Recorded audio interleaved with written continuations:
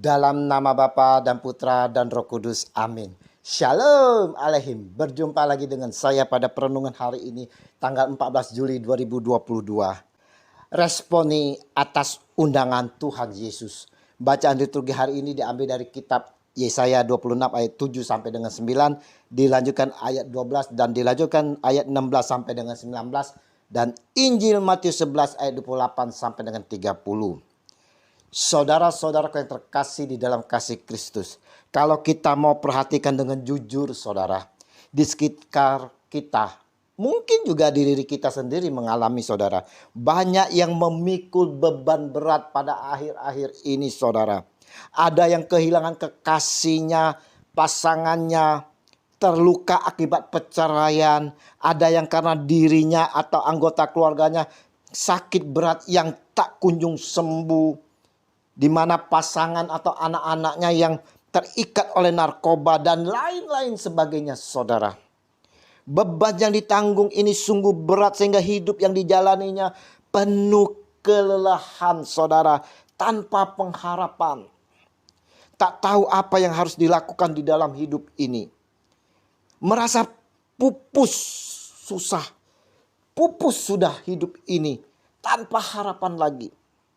Hari ini saudara-saudara, saya ingin sampaikan kepada saudara sekalian bahwa sukacita penuh dari Tuhan kita Yesus Kristus yang kita mengalami beban berat, ada solusinya saudara. Kenapa?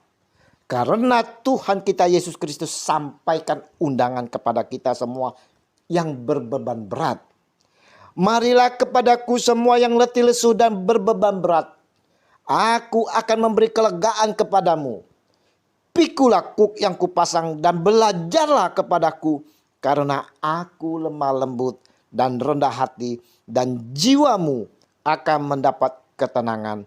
Sebab kuk yang kupasang itu enak dan bebanku pun ringan. Matius 11 ayat 28 sampai dengan 30. Saudaraku yang terkasih, Yesus hadir di tengah-tengah kita saudara-saudara untuk meringankan beban kita saudara. Dia hadir untuk memulihkan dan menyembuh kita yang mengalami sakit penyakit. Dia yang adalah Tuhan kita Yesus Kristus saudara, telah berkorban nyawanya untuk menderita, disesat, dicambuk hingga mengeluarkan darah.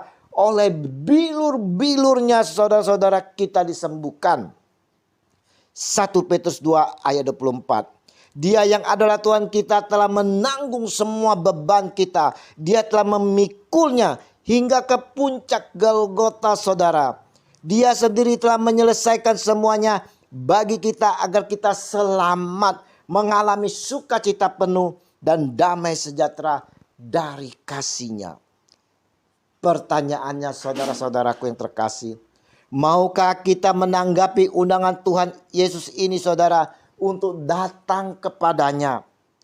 Yesus mengundang kita semua saudara. Marilah kepadaku semua yang letih lesu dan berbeban berat.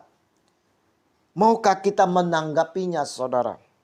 Adakah kita saat ini letih lesu saudara? Berbeban berat. Banyak menanggung beban hidup yang membuat hidup ini tak bergairah lagi.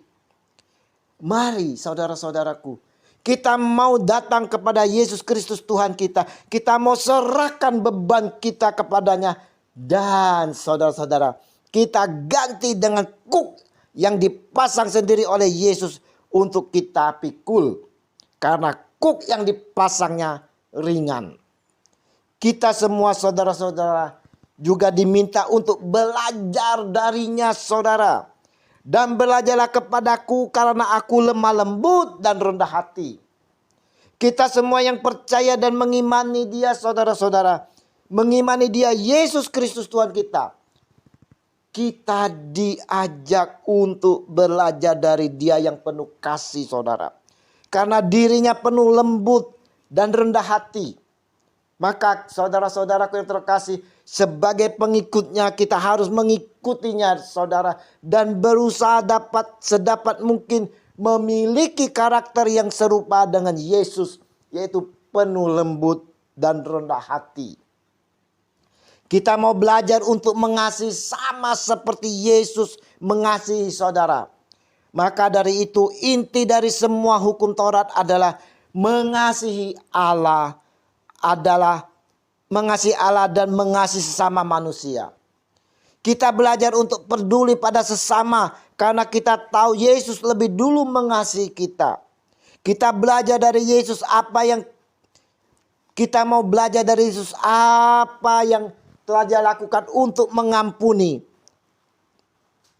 Karena kita sendiri telah diampuni dan kita telah disucikan.